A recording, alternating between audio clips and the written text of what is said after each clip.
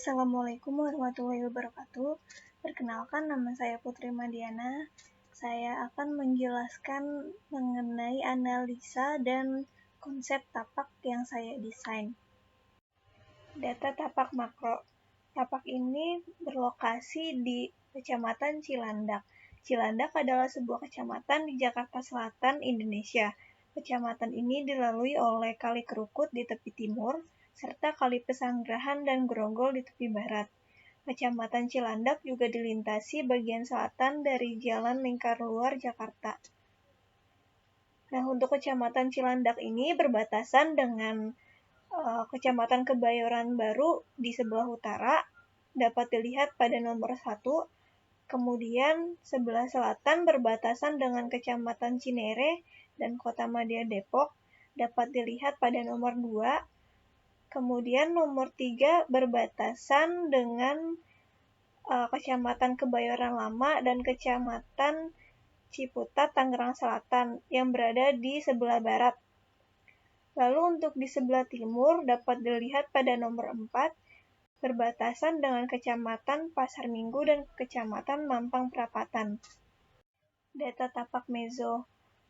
Tapak ini berlokasi di Kelurahan Cilandak Barat yang merupakan kelurahan pada Kecamatan Cilandak, Jakarta Selatan dengan kode pos 12430. Nah, Kelurahan Cilandak Barat ini berbatasan dengan sebelah utara, yaitu Kelurahan Gandaria Selatan dan Cipete Selatan. Kemudian sebelah selatan berbatasan dengan Kelurahan Pondok Labu. Sebelah barat berbatasan dengan Kelurahan Pondok Pinang dan sebelah timur berbatasan dengan Kelurahan Cilandak Timur. Berikut ini dapat dilihat beberapa tempat yang dapat diakses dari lokasi site. Yang pertama ada RSUP Fatmawati berjarak 600 meter dari site. Kemudian ada Gor Cilandak Barat berjarak 800 meter. Lalu ada Cilandak Town Square ada dengan jarak 1 km. Kemudian Puskesmas 1,3 km. Cito Swimming Pool 1,4 km. Mayapada Hospital Jakarta Selatan 1,4 km. Lalu yang terakhir adalah Talavera Office Park berjarak 1,5 km. Data tapak mikro. Tapak ini beralamat di Jalan Raden Ajeng Kartini, RT 1 RW 4, Kelurahan Cilandak Barat, Kecamatan Cilandak, Kota Jakarta Selatan, dengan kode pos 12430. Dengan luasan tapak 20 meter persegi atau kurang lebih 2 hektar, dengan KDB 50%, yaitu 10.000 meter persegi, KLB 3, yaitu 60.000 meter persegi, lalu KDH 30%, 6.000 meter persegi, KTB 40%, dan ketinggian bangunan 16 lantai. Analisa aksesibilitas.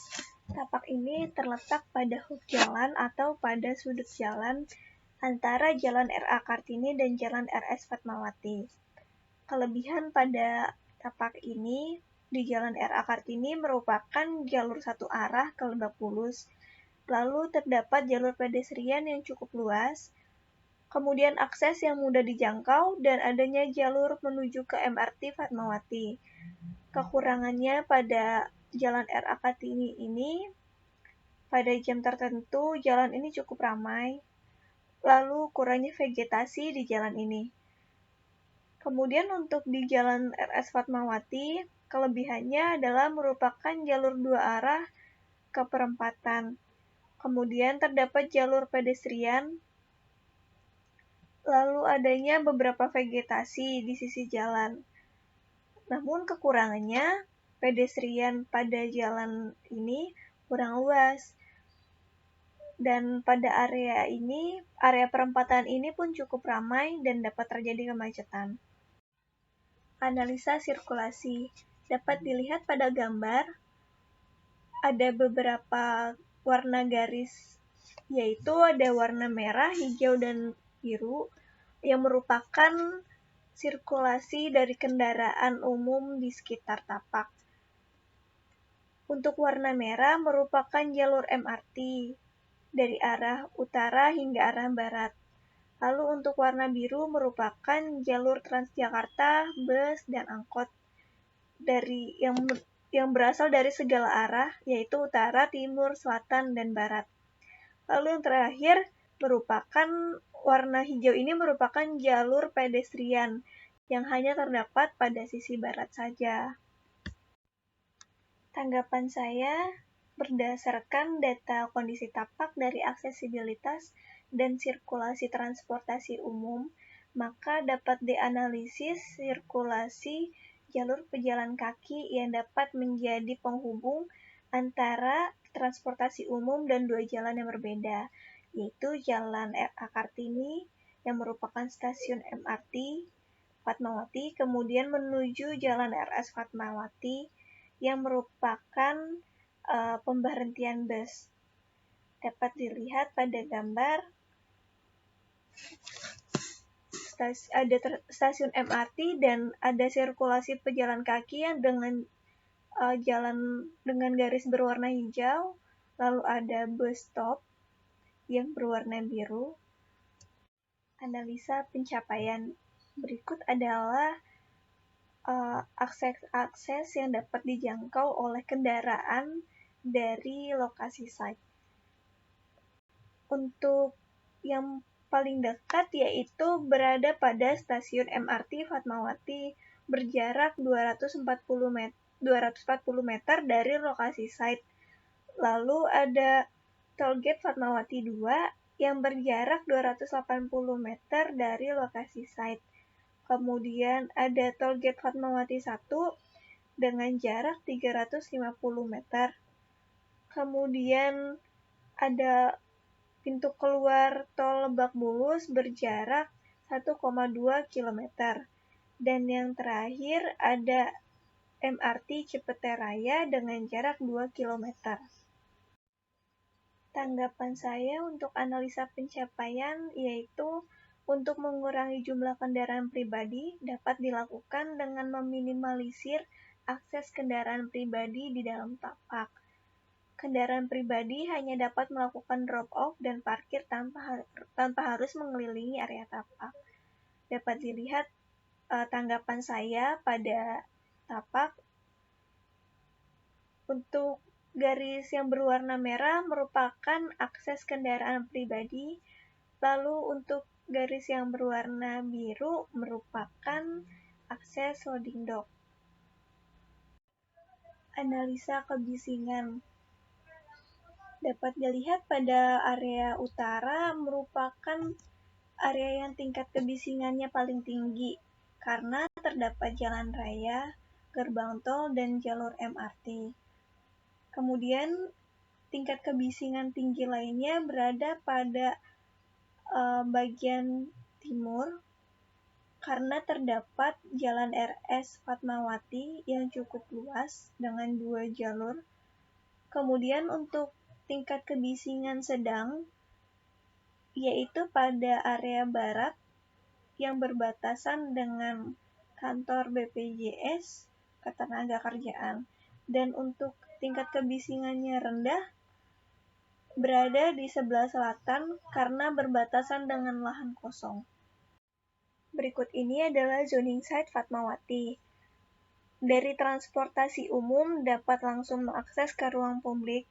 Dari ruang publik ini dapat langsung mengakses ke convention hall dan ruang parkir, lalu dapat langsung akses ke fasilitas komersial, lalu bisa juga langsung menuju ke pintu keluar. Untuk dari pintu masuk juga dapat langsung mengakses ke ruang publik, convention hall, dan parkir. Kemudian dari convention hall dan parkir dapat langsung akses menuju ke hotel. Dari hotel pun dapat mengakses ke fasilitas komersial. Kemudian langsung bisa menuju ke pintu keluar. Untuk tanggapan pada zoning dan kebisingan, yaitu dapat dengan perletakan fungsi bangunan yang menyesuaikan dengan tingkat kebisingan sekitar tapak. Contohnya adalah lobi dan convention hall yang tidak memerlukan ketenangan, sehingga dapat diletakkan di sisi tapak yang bising.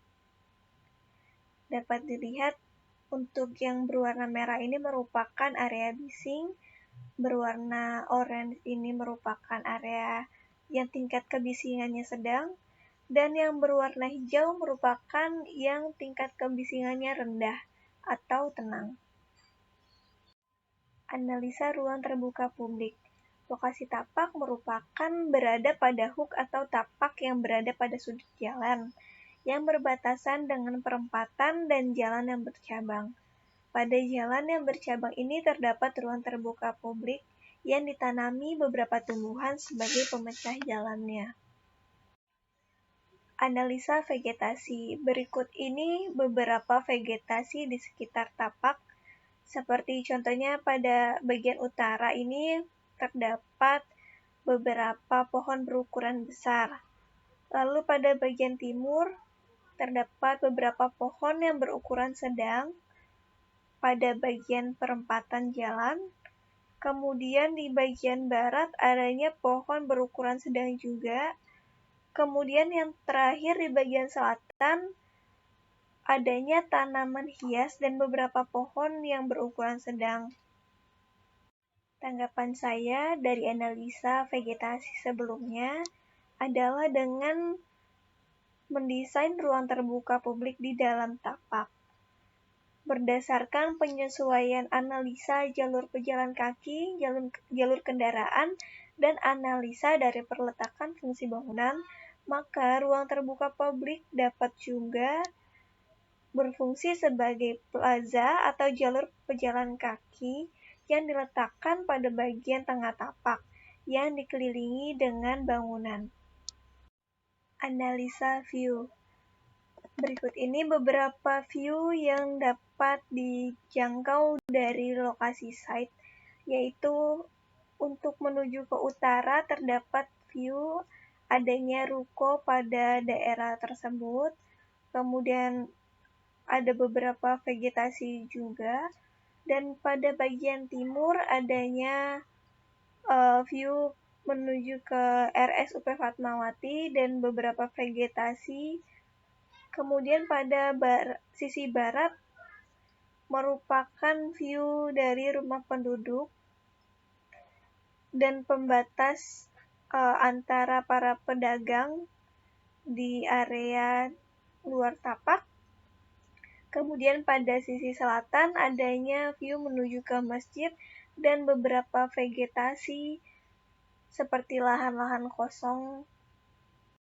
Analisa matahari. Matahari terbit di daerah Jakarta sekitar pukul 5:37 pagi dan terbenam pukul 17:47. Penerangan alami dari matahari dapat menghemat energi. Sinar matahari pagi yang berasal dari arah timur merupakan intensitas cahaya rendah dan baik untuk kesehatan. Sedangkan sinar matahari yang berasal dari barat kurang baik karena dapat menyebabkan radiasi yang berlebih. Panas matahari yang mempengaruhi kenyamanan termal pada tapak ataupun bangunan. Analisa angin dan suhu. Rata-rata pada siang sampai sore hari, angin berhembus dari arah selatan menuju utara dan dari arah tenggara menuju ke barat laut dengan kecepatan angin kurang lebih 10 km per jam. Suhu pada pagi hari yaitu rata-rata sekitar tapak adalah 25 derajat Celcius dengan kelembapan 3%. Pada siang hari, suhu rata-ratanya adalah 34 derajat Celcius dengan kelembapan 51%. Dan untuk malam hari, suhu rata-rata sekitar tapak adalah 27 derajat Celcius dengan kelembapan 20%. Analisa termal. Berikut ini adalah contoh dari simulasi analisa termal dapat dilihat pada gambar pertama, yaitu pada awal sampai pertengahan tahun terlihat pada sisi timur tapak berwarna merah terang, yang menunjukkan bahwa pada area tersebut intensitas cahaya matahari cukup tinggi, yang mengakibatkan panas pada area tersebut. Kemudian pada gambar kedua, yaitu awal tahun sampai akhir tahun, terlihat tapak berwarna merah gelap dan merata. Ini menunjukkan rata-rata suhu pada awal sampai akhir tahun tidak terlalu panas. Dan gambar yang terakhir adalah perkiraan suhu dalam setahun. Ini merupakan suhu rata-rata dalam satu tahun yang cukup panas, terlebih pada bagian timur yang terpapar sinar matahari secara langsung. Dalam analisa di atas menggunakan satuan BTU atau British Thermal Units, yang mana semakin kuning menunjukkan semakin panas, dan sebaliknya, untuk warna biru yang berarti tidak panas. Berikut ini adalah analisa SWOT. Yang pertama itu adalah S, yaitu strength atau kekuatan. Dari lokasi tapak ini merupakan lokasi tapak yang strategis, lalu dekat dengan stasiun MRT Fatmawati, kemudian lokasi mudah dijangkau dan dapat diakses dengan jenis kendaraan pribadi maupun kendaraan umum. Lalu ada weakness, yaitu kelemahan. Kelemahan dari lokasi tapak ini yaitu lokasi tapak berada di jalan yang memiliki tingkat kebisingan yang cukup tinggi karena dekat dengan persimpangan jalan. Kemudian opportunities ataupun peluang, yaitu peluangnya berasal dari pengunjung dari stasiun MRT Fatmawati. Kemudian penyewa convention hall dari kantor-kantor terdekat untuk menyelenggarakan event ataupun pameran pada lokasi site. Dan yang terakhir adalah threats atau ancaman, yaitu persaingan dengan pusat perbelanjaan terdekat, yaitu pusat perbelanjaan Cilandak Town Square. Analisa skyline. Site ini berada di lokasi yang dikelilingi beberapa bangunan dengan ketinggian sedang dan masing-masing ketinggian yang berbeda-beda. Selanjutnya, saya akan menjelaskan konsep pada bangunan yang akan saya desain. Konsep TOD. TOD atau Transit Oriented Development merupakan sebuah pola pembangunan tata kota yang terintegrasi dengan sistem transportasi, sehingga menciptakan sebuah kota yang efisien. Konsep TOD ini memiliki tujuan yaitu untuk memberikan sebuah alternatif dan pemecah masalah bagi pertumbuhan metropolitan yang cenderung memiliki pola pengembangan yang berorientasi.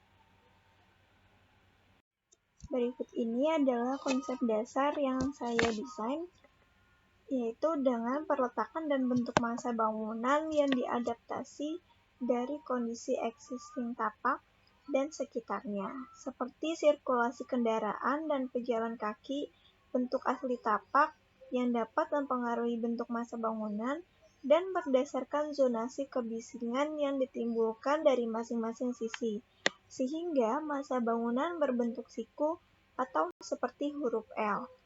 Seperti gambar referensi pada gambar di samping dapat dilihat.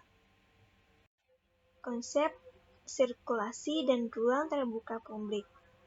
Ruang terbuka publik menyesuaikan dengan sirkulasi pejalan kaki yang berupa plaza, sehingga tidak hanya berfungsi sebagai akses pejalan kaki saja, tetapi juga berfungsi sebagai tempat berkumpul, taman, area bermain, dan lain-lain. Nah, pada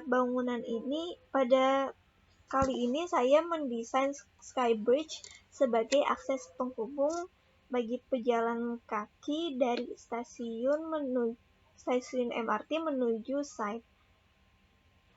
Untuk referensi ruang terbuka publik dapat dilihat seperti pada gambar.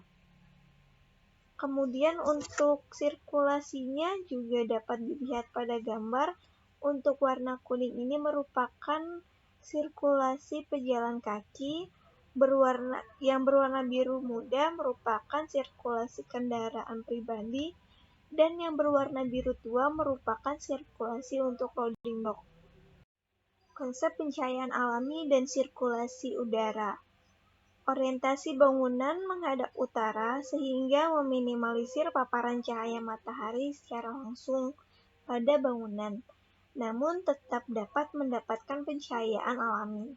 Selain itu, masa bangunan yang terpisah dengan ketinggian bangunan yang berbeda dapat memecah arah angin. Sekian presentasi dari saya, kurang lebihnya mohon maaf. Assalamualaikum warahmatullahi wabarakatuh.